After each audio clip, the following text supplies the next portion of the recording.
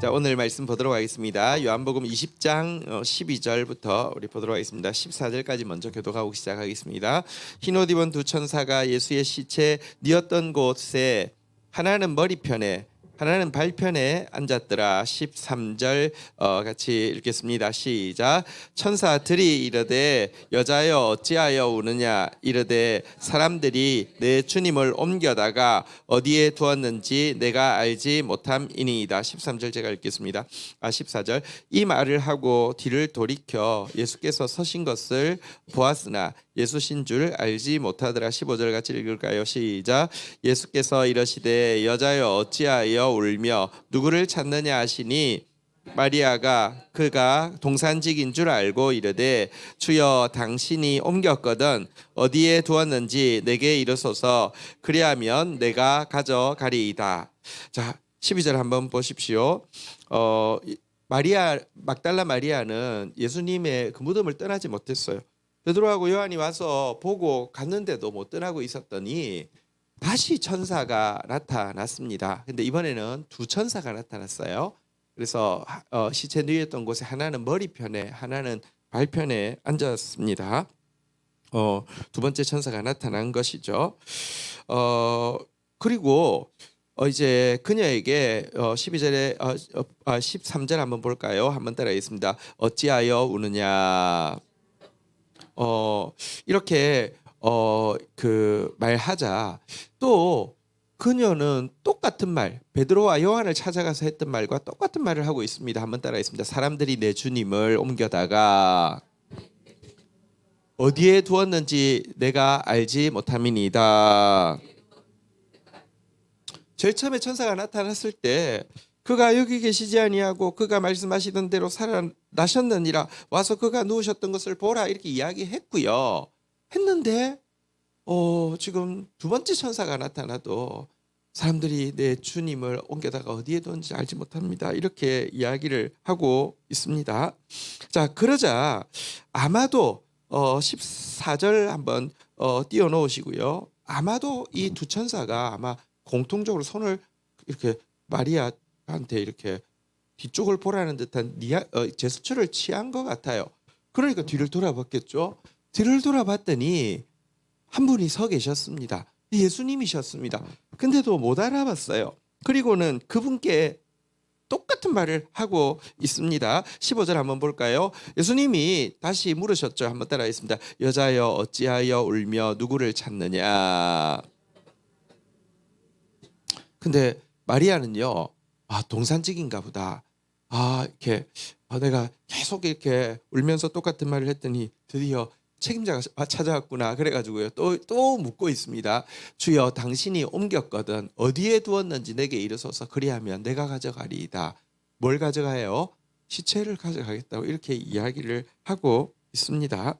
자, 여기서 우선 어제 말씀대로 그녀의 믿음보다 그녀의 사랑이 훨씬 컸다는 것도 알 수 있고요. 또 한 가지는 그녀에게 부활에 대한 믿음이 전혀 없었다는 것을 알 수 있습니다. 근데 이 사실은요, 우리한테 되게 도움이 됩니다. 한번 생각해 보십시오. 죽은 사람이 그것도 자연사한 게 아니라 여러분 찔러서 피뿐 아니라 물이 나온, 그러니까 의학적으로 완전히 죽은 사람이 쉽게 살아난다고 생각하는 것이 상식적입니까? 아무리 말해도 살아날 수 없어라고 생각하는 게 상식적입니까? 살아날 수 없어라고 생각하는 것이 상식적입니다. 기독교는 상식이 없는 종교가 아니라는 것입니다. 초대 교회를 이루었던 구성원들은 부활이 당연히 일어날 수 있는 일이라고 믿은 사람들이 아니라는 것입니다. 부활은 당연히 믿을 수 있는 사실이라고 그냥 쉽게 받아들이지 않았다는 사실이, 근데 그들이 결국은요, 예수님이 부활했다는 사실을 증거하기 위해서 모두 목숨을 내어놓았잖아요. 그죠? 이게 정말 부활이 실제하는 것에 대한 도리어 정확한 반증이 됩니다. 한번 보십시오. 이야기할 때도 못 믿었을 뿐만 아니라 막달라 마리아뿐 아니라 이후에 제자들에게도 예수님 여러 번 나타나셨는데 못 믿었단 말이에요. 도마 같은 사람 보십시오. 못 믿었단 말이에요. 이게요, 거꾸로 정말 부활이 실제한 사실이구나라는 사실을 보여준다는 면도 있습니다. 자, 그런데 이렇게 못 믿는 그에게 예수님이 여자여 어찌하여 울고 울며 누구를 찾느냐 이렇게 이야기하실 뿐만 아니라 한마디 더 하셨는데요. 이 한마디로 게임이 끝이 났습니다. 16절 한번 볼까요? 같이 한번 읽도록 하겠습니다. 읽겠습니다. 시작. 예수께서 마리아야 하시거늘 마리아가 돌이켜 히브리 말로 라보니 하니 이는 선생님이라는 말이라. 자, 그런데요. 그 예수님이 동산지기인 줄로 지금 오해받고 있는 예수님이 한번 따라하겠습니다. 마리아야. 자기 이름을 알았습니다. 그런데 이 말을 듣자 여러분 그녀가 무엇이라고 했냐면 랍오니 이 말은 랍비에다가 그 나를 붙인 그러니까 나의 선생님입니까? 이런 질문입니다. 나의 선생님입니까? 이렇게 이야기를 하고 있는데요.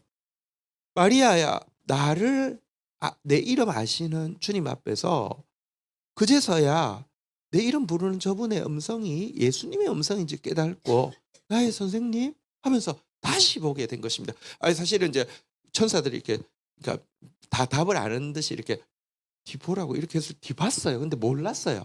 근데 마리아야 내 이름 부르는 주님 음성을 다시 보고는 나의 선생님 이렇게 고백을 하게 되고요. 이 짧은 대화를 통해서 더 이상 이제 그녀에게는 확인이 필요 없게 되어버렸습니다. 이 말 한마디가 부활하신 예수님에 대해서 더 이상 의심하지 않는 확신을 주고 있었는데요. 이것은 사실 다시 생각해보면 여러 가지 영적인 진리들을 우리에게 알려줍니다. 첫 번째는요. 우선 보십시오. 천사가 한 번 왔고요. 천사가 다시 두 번째 왔고요. 또 그들에게 두 번 다 예수님이 여기 계시지 않는다 부활 이야기를 해주실 뿐만 아니라 갈릴리 가서 만난다 이렇게 이야기해 주셨는데도 그 자리를 못 떠나자 예수님이 직접 오셨잖아요. 그죠? 여러분 알아야 됩니다. 한번 따라하겠습니다. 나를 사랑하는 자들이 나의 사랑을 입으며 나를 간절히 찾는 자가 나를 만날 것이니라. 사랑만큼 쌍방적인 것이 없습니다. 물론 주님의 사랑은 대단히 일방적인 게 있습니다. 우리가 주님 사랑하기 전부터 우리를 위해서 목숨을 걸었어요. 근데요, 그 주님이 누구에게 더 나타나느냐, 누구에게 더 보여주시느냐, 나를 더 많이 사랑하는 자, 나를 더 간절히 찾는 자에게 꼭 찾아오신다는 것입니다. 어쨌든 이름으로 그를 찾아와서 여인들이 아까 4명이 같이 왔었는데요. 이름으로 그를 찾아와서 직접 만나주신 분은 막달라 마리아였습니다. 우리가 주님 더 많이 사랑하고 더 간절히 찾는 막달라 마리아 같은 사람 되기를 주의 이름으로 축원드립니다. 두 번째는요. 이 짧은 대화 그녀의 모든 의심을 사라지게 한 더 이상 이제 확인이 필요 없는 온전한 믿음을 준 이 짧은 대화가 알려주는 것은요. 진실로 예수님을 사랑하는 자는요. 목자의 음성을 알아듣게 돼 있다는 것입니다. 예수님이 그녀의 이름을 안 것도 안 것이지만 그녀도 예수님의 음성을 정확하게 알아들었다는 것입니다. 요한복음 10장 27절에 보면요.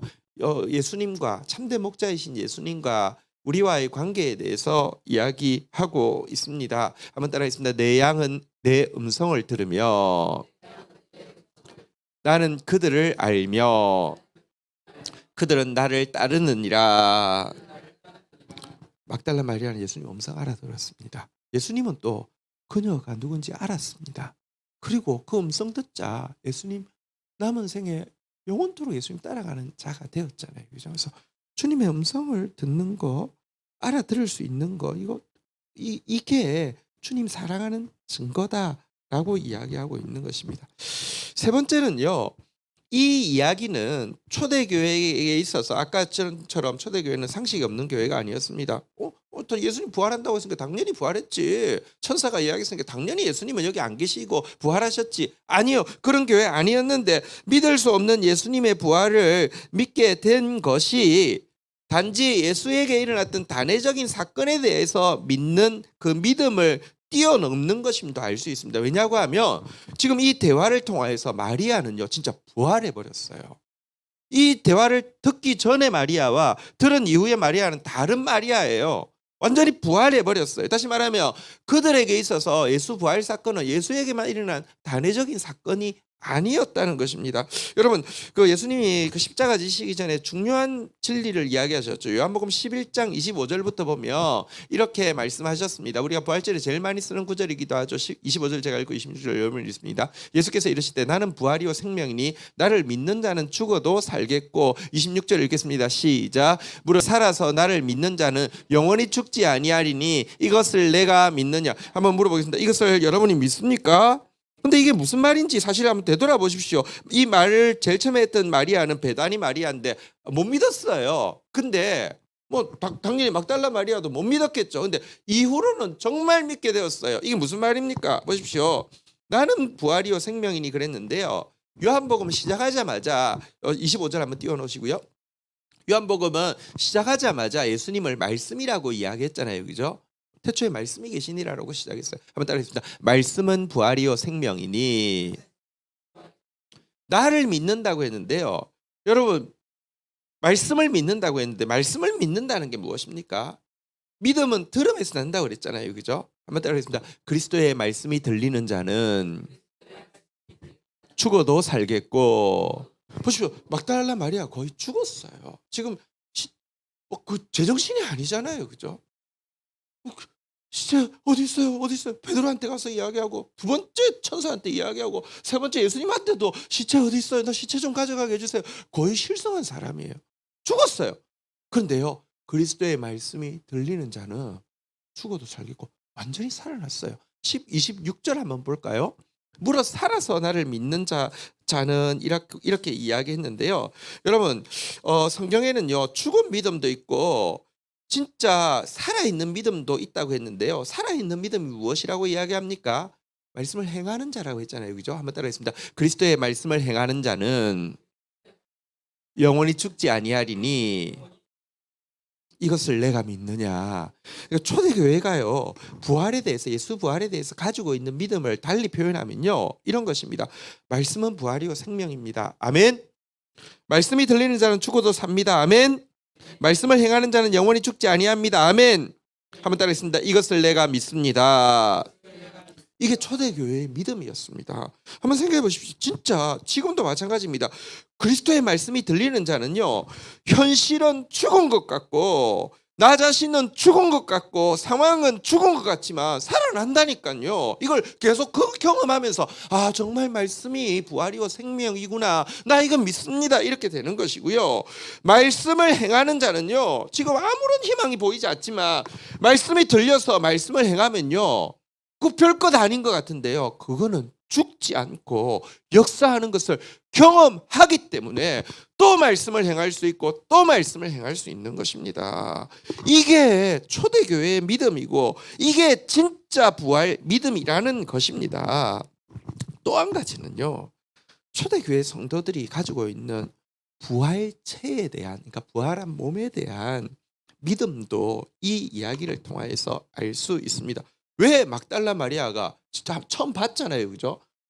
천사들이 뭔가 답을 가르쳐 주듯이 이렇게 이야기하니까 딱 봤는데 제일 처음에는요 못 알아봤잖아요. 그죠? 예수님인데 왜 못 알아봤다가 지금은 알아보게 되었을까요?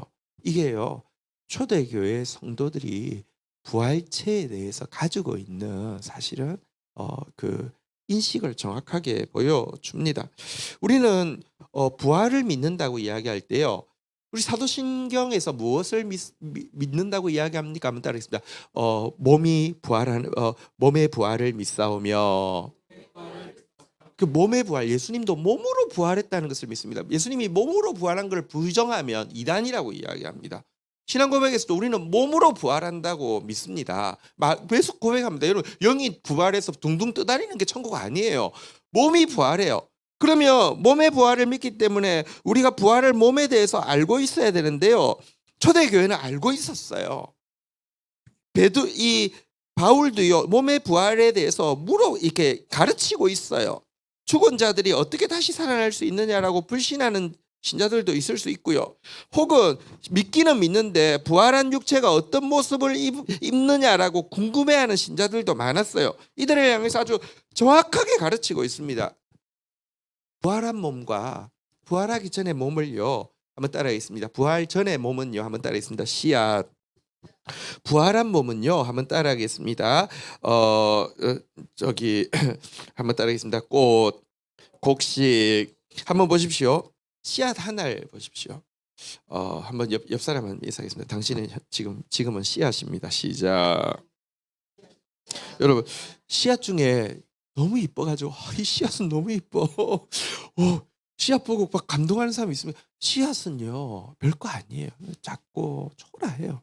근데요 이게요 같은 씨앗인데요 그게 꽃이 피면요 진짜 아름다워요. 저는 요즘 이제 그 계단으로 올라갈 때마다 우리 교회 하단에요. 겨울에는 완전 뭐 흙밖에 없잖아요, 그죠? 아무것도 없잖아요. 지금 가보세요, 꽉 채워져 있어. 그리고 막 꽃들이 지금 다 폈어요. 여러분, 지금 몸은 씨앗이라며 부활한 몸은 꽃이고요. 그 꽃에서 씨앗 한 개에는 열매 한 개 맺힙니까? 곡식 한 개 맺힙니까? 아니요. 헤아릴 수 없이 곡식 맺히는 것과 같다라고 이야기합니다. 고린도전서 15장 36절 어리석은 자여 내가 뿌리는 씨가 죽지 않으면 살아나지 못하겠고라고 이야기하면서 일단 부활은 내 몸이 씨앗 같은 내 몸이 죽어야지 시작된다라고 이야기하고 나서는요.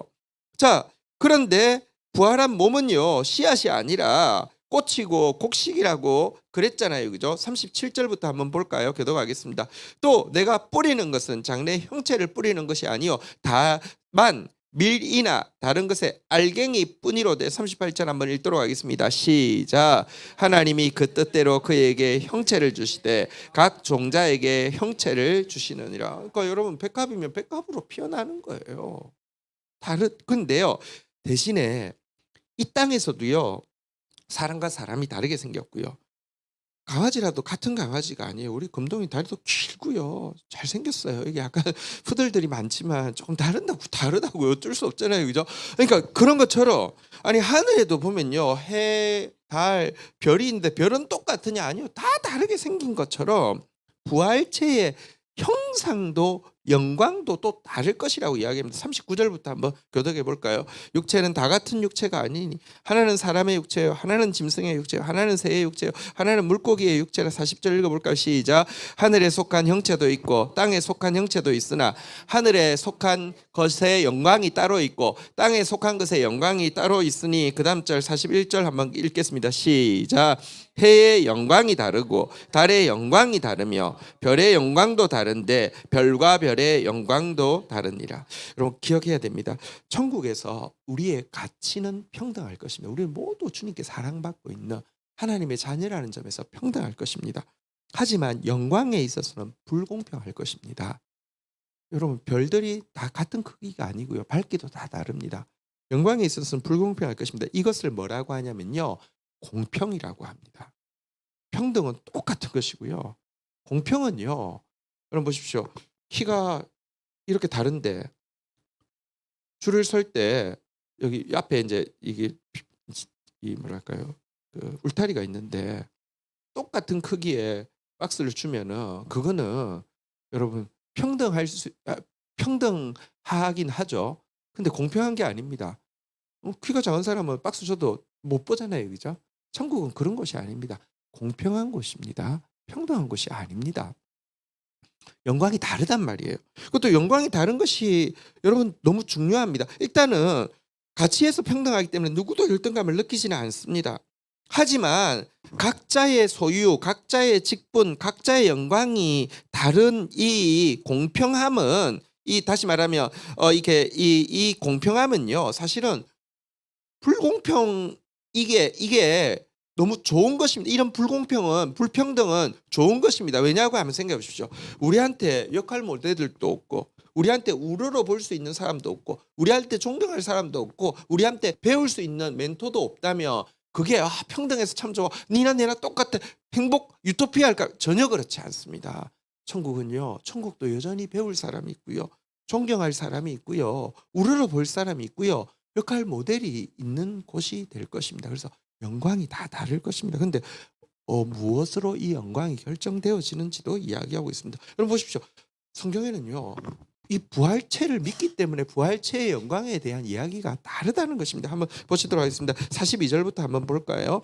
죽은 자의 부활도 그와 같으니 썩을 것으로 심고 썩지 아니할 것으로 다시 살며 43절 읽겠습니다. 시작. 욕된 것으로 심고 영광스러운 것으로 다시 살며 약한 것으로 심고 강한 것으로 다시 44절 읽겠습니다. 시작. 육체의 몸으로 심고 신령한 몸으로 다시 살아나니 육체의 몸이 있은즉 영의 몸도 있으리라. 이 무슨 말입니까? 현재의 이 몸, 다시 말하면 육체의 몸이고 썩을 몸이고 욕된 몸이고 약한 몸인데 이것으로 어떻게 심었는지를 기반으로 썩지 아니할 몸, 영광스러운 몸, 강한 몸, 신령한 몸의 영광이 달라질 것이다라는 것입니다. 그래서 이 부활체에 대해서 이야기하고 있는 15장의 마지막 절은 58절인데요. 같이 한번 읽도록 하겠습니다. 시작. 그러므로 내 사랑하는 형제들아 견실하며 흔들리지 말며 항상 주의 일에 더욱 힘쓰는 자들이 되라.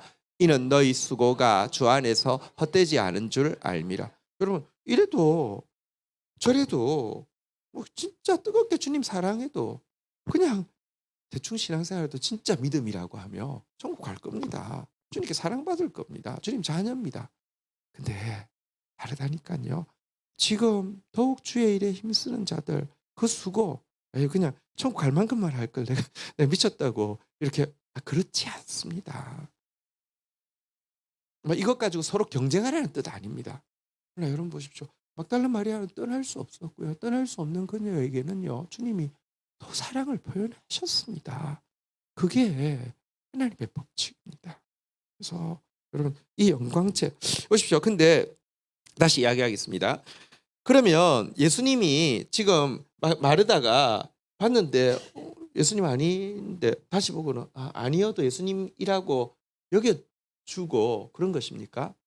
이 사건을 이단이 뭐라고 설명하냐면 봐라 예수님 봤는데 못 알아봤지 않느냐. 근데 두 번째는 이렇게 이야기한 게 그가 영으로 부활했기 때문에 그런 거다라고 이야기하면서 이만희가 왜 예수인 줄 아느냐. 영으로 부활했기 때문에 저렇게 생겼지만 예수다 이렇게 이야기해요. 그게 아니에요. 제일 처음에 못 알아봤다가 알아본 것은요. 씨앗만 봤다가 꽃을 몰라서 그런데 여러분 백합화 씨앗과 백합화 꽃은 DNA가 똑같은 것입니다. 몰라봤다가 알아본 게 다른 걸 이만희를 예수로 이야기하게 되는 믿음이 생겼다는 게 아니라 똑같은 것이에요. 되게 중요한 이야기입니다. 예수 보십시오. 다윗을요.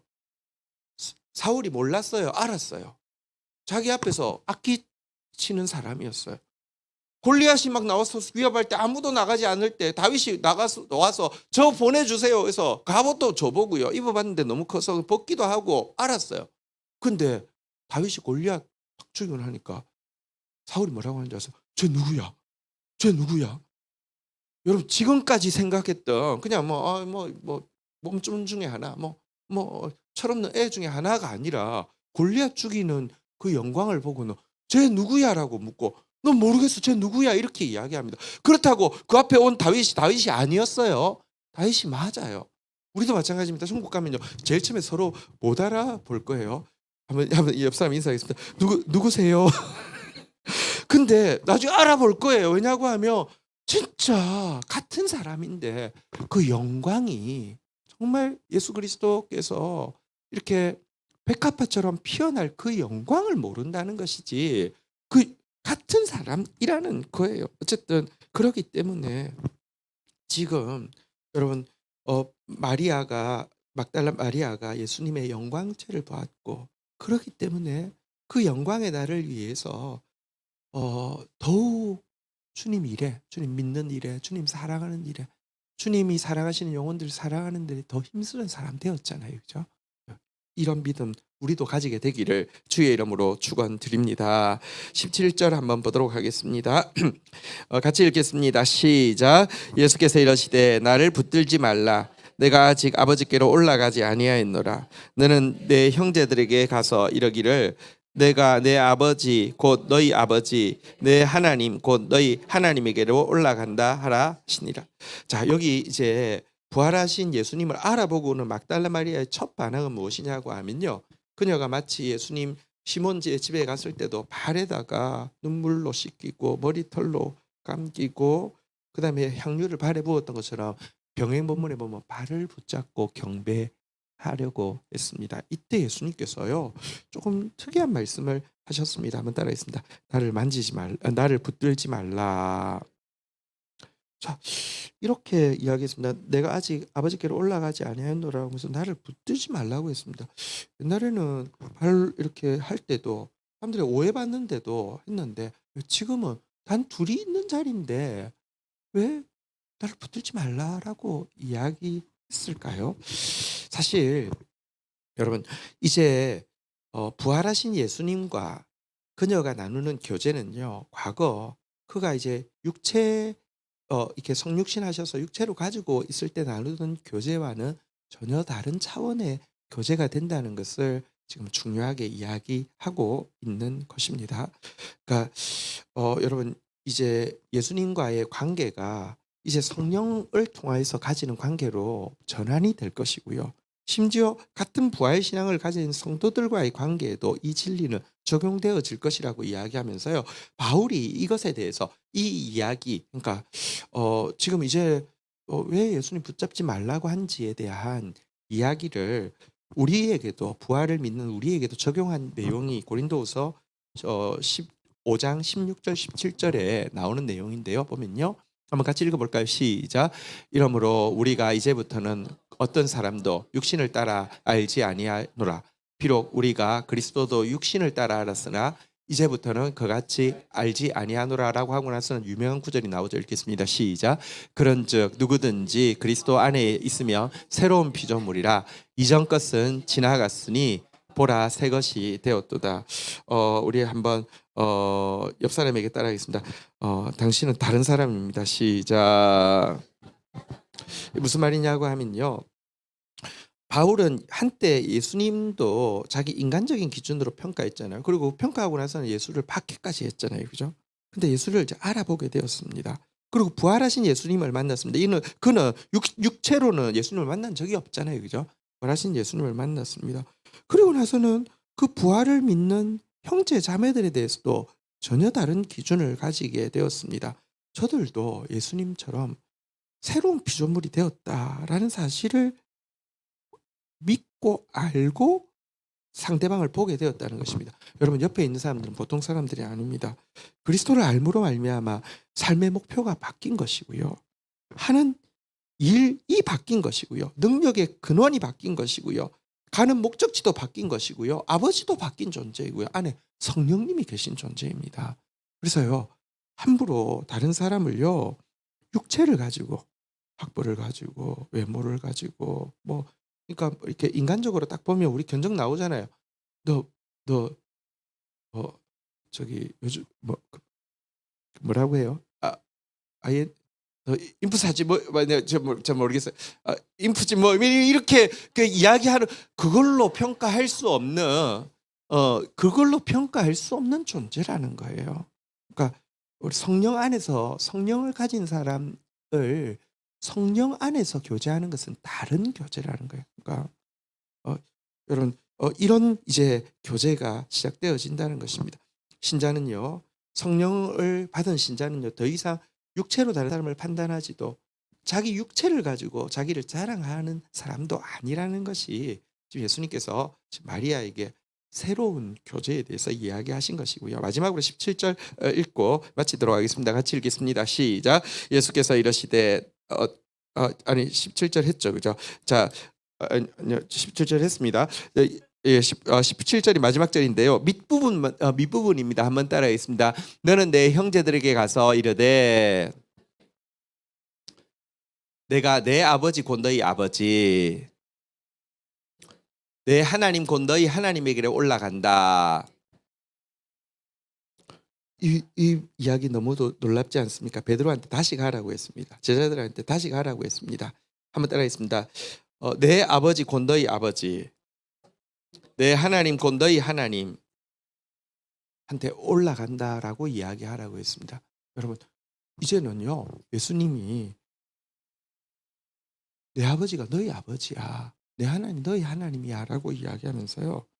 여러분 성경에 보니까요. 그러므로 거룩하게 하시는 이인 예수와 거룩함을 입은 자인 우리가 다 한 거는 아버지께로 하나님께로 나서 예수님께서 우리를 한번 따라했습니다. 이 히브리서 2장 11절에 보면요, 한번 따라했습니다. 형제라 부르시기를 부끄러워하지 아니하시고, 너는 이제 내 하나님 너희 하나님이고 내 아버지가 너희 아버지야라고 우리를 형제라고 불러주셨습니다. 이제 예수님이 우리의 친형이 되어주시고 친오빠가 되어주시는 새로운 관계가 되었다라고 이야기하고 있습니다. 예수님 우리 오빠시고요, 예수님 우리 형님이십니다.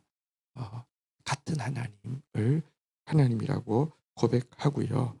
이렇게 예수님께서 하나님과의 또 새로워진 관계를 이야기하고 있습니다. 그러니 어찌 우리가 이전과 같은 형식으로 사람을 보고 판단하고 교제하겠습니까? 새로운 피조물 드립니다. 할렐루야. 자리에서 일어서시겠습니다. 우리 같이 찬양하고 주님 앞에 나가도록 하겠습니다.